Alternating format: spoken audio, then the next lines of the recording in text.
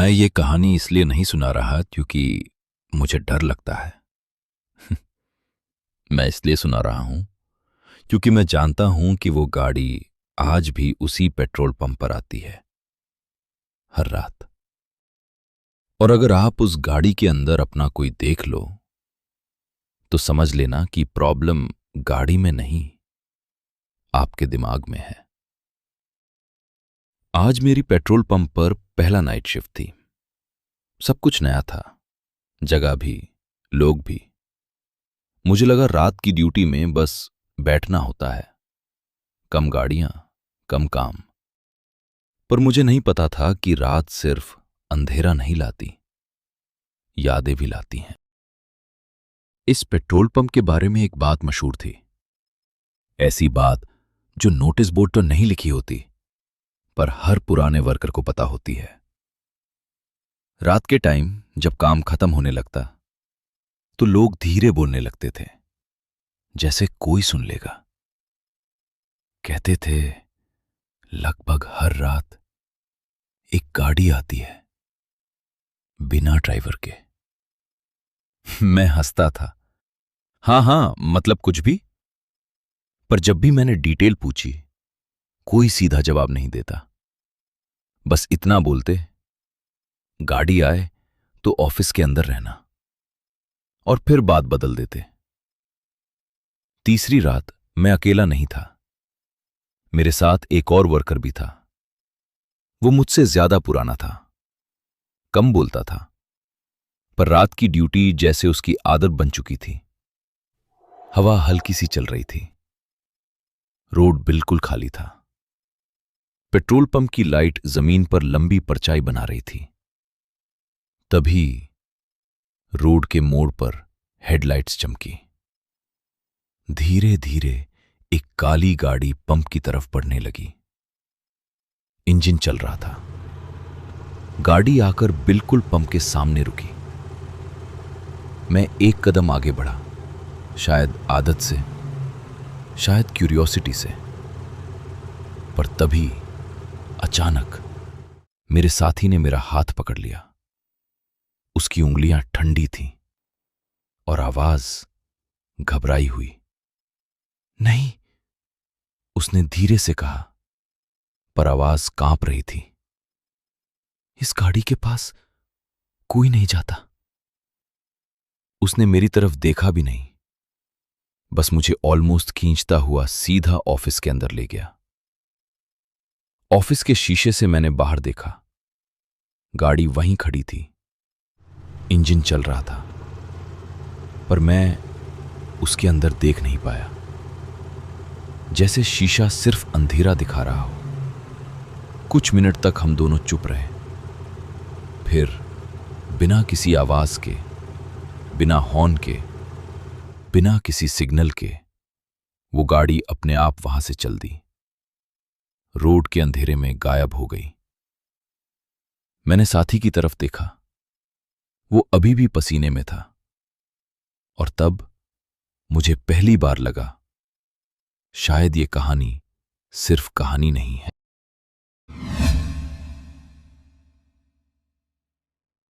एक रात जब वो गाड़ी फिर से आई तो मैं ऑफिस के अंदर ही था। मेरे साथी ने बिना कुछ बोले लाइट्स थोड़ी डिम कर दी और फिर वो चला गया।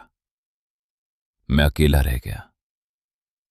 ऑफिस का दरवाजा बंद तो था, पर लॉक नहीं था।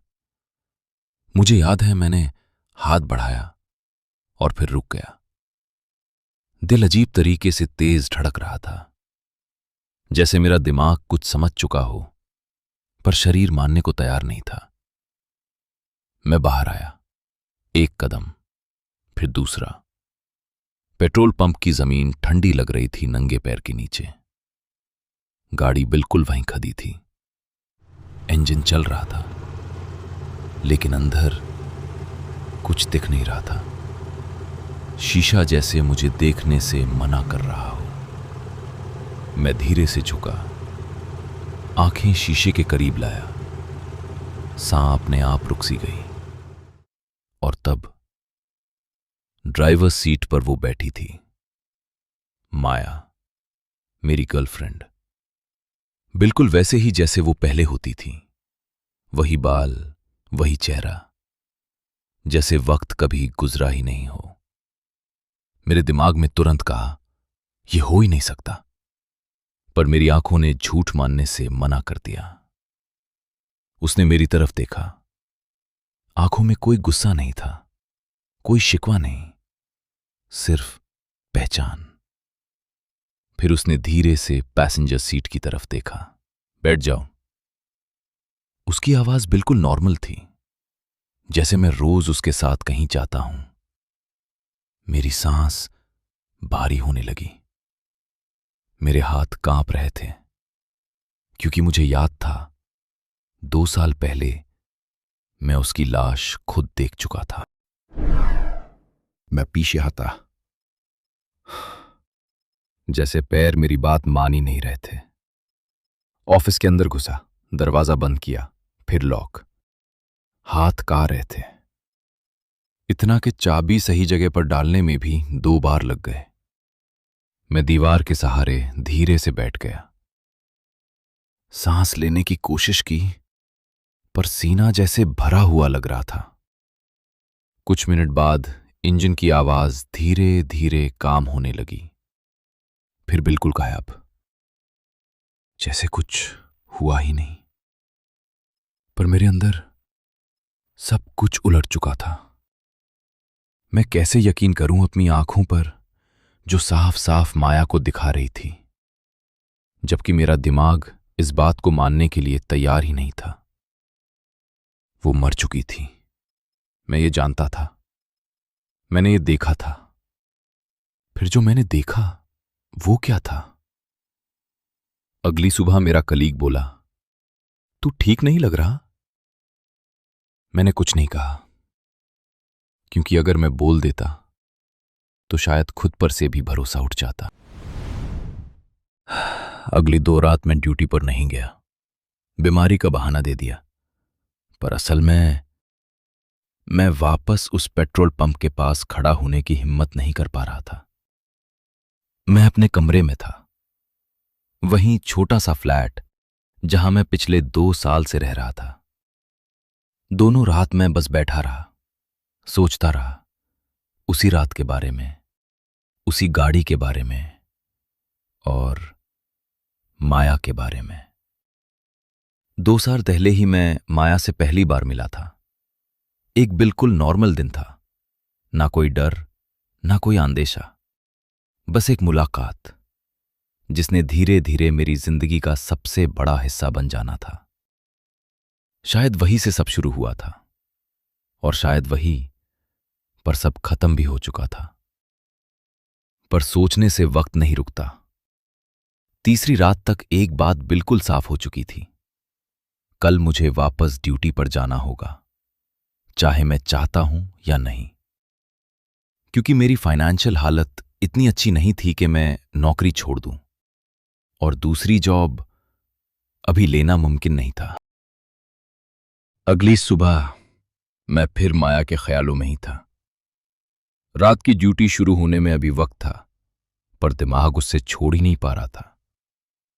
शायद हर कहानी में एक पल आता है जब सब कुछ धीरे से बदलने लगता है, इतना धीरे के पहले पता भी नहीं चलता। मैं और माया लगभग 1 साल से एक दूसरे के साथी बन चुके थे। सब कुछ ठीक चल रहा था, सिंपल सी जिंदगी, छोटी छोटी खुशियां और बेकार से प्लान्स जो हम रोज बनाते थे पर कभी पूरे नहीं कर पाते थे। उस वक्त मुझे लगता था कि जिंदगी इसी तरह चलती रहेगी, पर कुछ समय बाद चीजें धीरे धीरे बदलने लगी। माया बदल नहीं रही थी, पर मैं उससे अलग तरह से देखने लगा था। कॉल्स थोड़े कम हो गए थे, मैसेजेस कभी कभी लेट आते थे, और वो जो पहले हर बात शेयर करती थी अब कुछ चीजें छुपाने लगी थी। शायद वो नॉर्मली था, शायद जिंदगी की बिजीनेस, पर दिमाग कभी कभी सच नहीं मानता। वो कहानियां बना लेता है, और मैं भी वही करने लगा। छोटी बातों को जोड़कर बड़े सवाल बनाने लगा। पहली बार मैंने सोचा, क्या सब कुछ वैसे ही है जैसे मैं समझ रहा हूं? ये सब सोचते सोचते शाम हो गई थी। दिन का वक्त बिना पता चले निकल गया। पर एक बात अब साफ हो चुकी थी, मुझे वापस नाइट शिफ्ट पर जाना होगा। डर अब भी था, शायद पहले से ज्यादा। इसलिए मैंने एक फैसला लिया। मैंने अपने सबसे खास दोस्त अभिजीत को फोन किया। उसे रात को साथ बैठने के लिए बुला लिया, पेट्रोल पंप पर ही। शायद मैं डरा हुआ था, या शायद वो ही एक इंसान था जो मुझे माया के बारे में सब जानता था, उसकी मौत की असली सच्चाई भी। रात होते ही मैं पेट्रोल पंप पहुंच गया। डर अब भी था, पर वापस आना जरूरी था। कुछ देर बाद अभिजीत भी आ गया। जैसे ही वो ऑफिस में आया, उसने हंसी में पूछा, क्या सीन है भाई, आज रात की ड्यूटी में पार्टी? मैं हल्का सा मुस्कुराया। शायद उसकी प्रेजेंस ही मुझे थोड़ा नॉर्मल महसूस करा रही थी। हम दोनों इधर उधर की बातें करते रहे, कॉलेज की, पुराने दोस्तों की, वही सब जो लोग डर को भूलने के लिए करते हैं। पर मैं ज्यादा देर चुप नहीं रह पाया। मैंने उसे उस रात का पूरा किस्सा बता दिया, गाड़ी के बारे में और माया के बारे में। वो सुनते ही हंस पड़ा। अरे पागल, उसने कहा, ऐसा थोड़ी होता है। हमारी बात अभी चली रही थी कि अचानक पंप के बाहर हेडलाइट्स चमकी। वही रोशनी, वही मोड़ से आती हुई एक काली गाड़ी। मेरे शरीर में जैसे सर्दी सी दौड़ गई।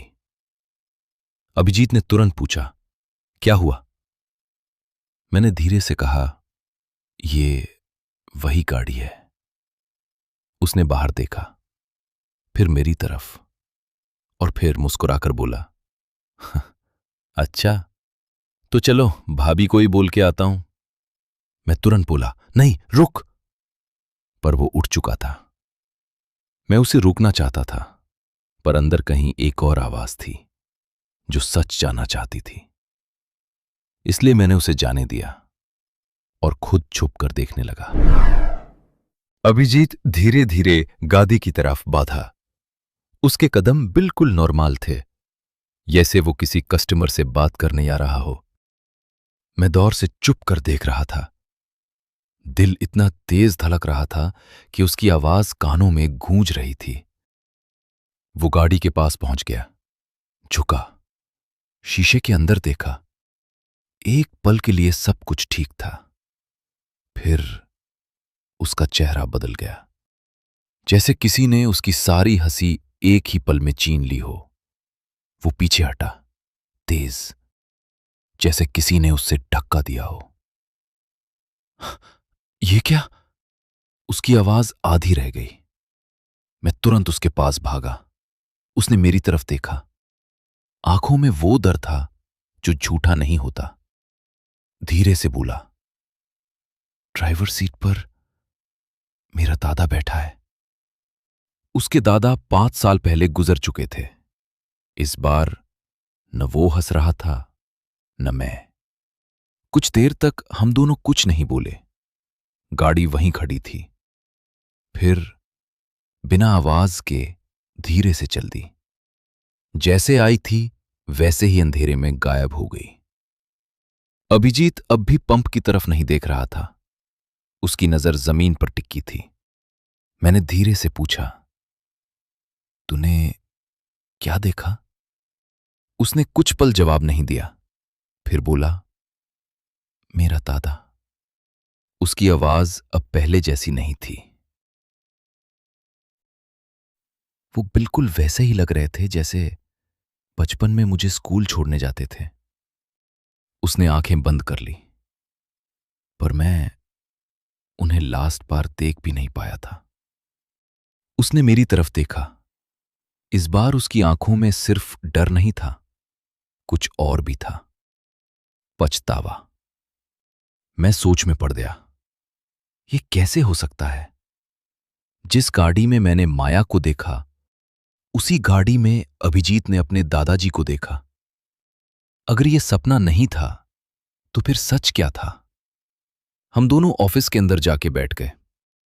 जैसे दिमाग इस बात को समझने की कोशिश कर रहा हो, पर हर बार वही अटक जाता हो, एक ही सवाल पर। कैसे? अभिजीत ने धीरे से कहा, यह नॉर्मल नहीं है। मैं सिर्फ हां में सिर हिला पाया। इस बार बिना बोले ही फैसला हो गया। हमें इस गाड़ी का राज जाना होगा, चाहे जो भी हो।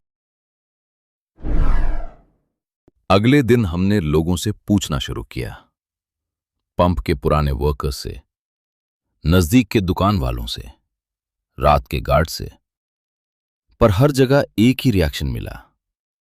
लोग बात सुनते, फिर चुप हो जाते, जैसे कुछ कहना चाहते हो पर कह नहीं पाते।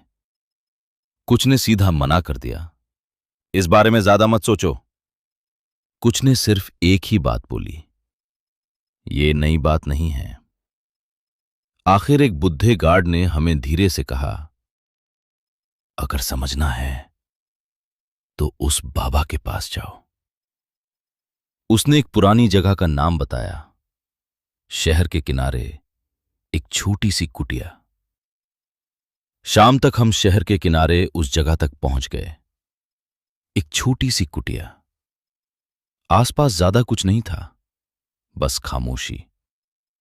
बाबा बाहर ही बैठे थे, जैसे हमें आने का पहले से पता हो। हमने बिना ज्यादा घुमाए पूरी बात बता दी, गाड़ी के बारे में, जो हमने देखा उसके बारे में, माया और अभिजीत के दादाजी। बाबा ध्यान से सुनते रहे, बीच में एक बार भी नहीं टोके। फिर धीरे से बोले, गाड़ी में तुम दोनों ने अलग अलग लोग देखे, है ना? हमने हां में सर हिला दिया। बाबा ने कुछ देर जमीन की तरफ देखा, जैसे पुरानी बात याद आ गई हो। फिर बोले, वो गाड़ी सिर्फ गाड़ी नहीं है। कभी कभी वो इस दुनिया से उस दुनिया तक का सफर कराती है। हम दोनों चुप रहे। बाबा की आवाज धीमी थी, पर सब आत्माएं इतनी आसानी से मुक्त नहीं हो पाती। कुछ गहरे राज लेकर रुक जाती हैं, और जब वो रुकती हैं तो अकेला नहीं जाना चाहती। बाबा ने सीधा हमारी तरफ देखा।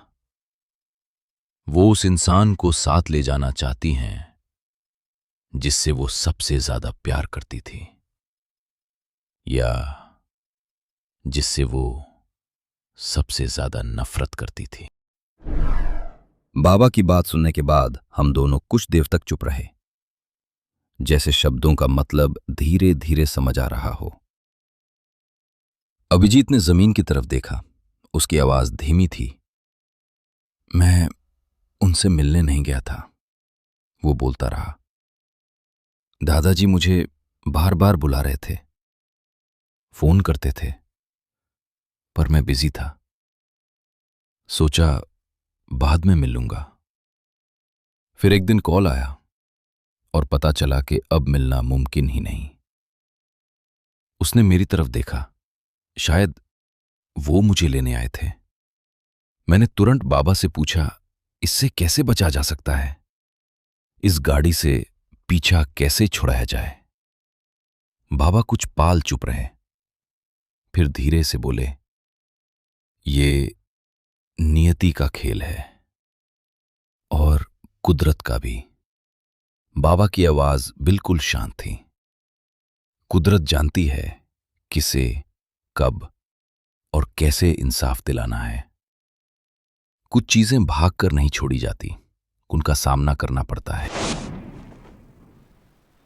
वहां से हम चुपचाप वापस आ गए। रात तक किसी ने कुछ नहीं कहा, पर एक बात साफ थी, अभिजीत दोबारा उस पेट्रोल पंप पर आने की हिम्मत नहीं कर पाया। पर मुझे वापस जाना ही था। नौकरी भी थी और माया भी। मैं जानता था माया की मौत मेरी वजह से हुई थी। उस वक्त हमारे बीच सब कुछ ठीक नहीं चल रहा था। बातें कम हो गई थीं, दूरियां बढ़ रही थीं और मुझे लगने लगा था कि वो अपने एक्स के करीब आ रही है। शायद ये सच नहीं था, पर मैंने सच जानने की कोशिश नहीं की। एक रात हमारा झगड़ा हुआ, तेज। बिना सोचे समझे मैंने उसे धक्का दे दिया। मैं उसे गिराना नहीं चाहता था, पर वो फिसली और सर दीवार से टकरा गया। सब कुछ एक पल में हो गया। जब तक मुझे समझ आता, माया जा चुकी थी। उस रात मैंने अभिजीत को सब बता दिया। हम दोनों ने मिलकर पुलिस को और उसके परिवार को यह कहा कि वो गीले फ्लोर पर फिसल गई थी। एक हादसा, बस इतना ही। पर सच ये था कि उस हादसे की वजह में था, और अब नाइट शिफ्ट में हर रात वही सोच वापस आ रही थी। उस रात मैं फिर पेट्रोल पंप पर था, पर इस बार मैं डरा हुआ नहीं था। इस बार मैंने फैसला कर लिया था। आज मैं अपनी नियति खुद तय करूंगा, जैसे बाबा ने कहा था। शायद माया मुझसे नफरत करती होगी, और अगर वो मुझे लेने आए तो मैं भागूंगा नहीं। मैं इंतजार कर रहा था, और फिर वही रोशनी रोड के मोड़ पर चमकी। वही काली गाड़ी पंप के सामने आकर रुकी। इंजन चल रहा था। मैं धीरे से उसके पास गया। इस बार पैर नहीं कांपे। शीशे के अंदर देखा। माया ड्राइवर सीट पर बैठी थी, बिल्कुल वैसे ही जैसे उस दिन थी। उसी ड्रेस में जो उसने अपनी मौत वाले दिन पहनी थी। उसने मुस्कुराकर पैसेंजर सीट की तरफ देखा, धीरे से कहा, बैठ जाओ। इस बार मैं पीछे नहीं हटा। मैंने दरवाजा खोला और बैठ गया। गाड़ी चल पड़ी। धीरे धीरे पंप की रोशनी पीछे रह गई। रोड अंधेरी होती गई। फिर सब कुछ गायब हो गया। अगली सुबह पेट्रोल पंप पर सब कुछ वैसा ही था। वही मशीन्स, वही रोशनी, वही खाली रोड। बस मैं नहीं था। लोगों ने सोचा शायद मैं नौकरी छोड़कर चला गया। कुछ ने कहा मैं बिना बताए गांव लौट गया होगा। किसी ने ज्यादा सवाल नहीं पूछे। जैसे जिंदगी हर चीज को धीरे धीरे भुला देती है। ऑफिस के अंदर सिर्फ एक चीज मिली, मेरा फोन चार्जिंग पर लगा हुआ। स्क्रीन पर एक मैसेज था, गाड़ी आज भी आती है। रात को पंप के नए वर्कर ने कहा उसने रोड के मोड़ पर एक काली गाड़ी देखी थी जो आकर रुकी, बिना ड्राइवर के। लोग कहते हैं वो गाड़ी आज भी उस पेट्रोल पंप पर आती है, हर रात। कभी कभी कोई उसके अंदर किसी अपने को देख लेता है, और शायद अगर आप उसके पास जाकर शीशे के अंदर देखें तो ड्राइवर सीट पर कोई और नहीं, मैं ही बैठा मिलूं।